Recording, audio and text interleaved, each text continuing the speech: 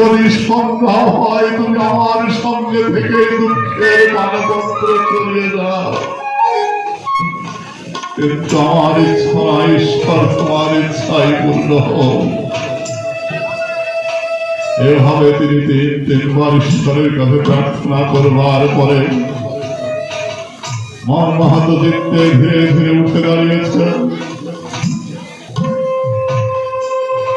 তিনি মৃদু পায়ে শিষ্যদের সামনে এসে দাঁড়িয়ে দেখেছেন শিষ্যরা ঘুমিয়ে পড়েছে। তাই তিনি সেদিন শিষ্যদের মাধ্যমে আমাদের প্রত্যেককে বলেছিলেন, তোমরা কি আমার জন্য একটু ওদিকে থাকতে পারো না? হে খ্রিস্ট ভক্তগণ, তিনি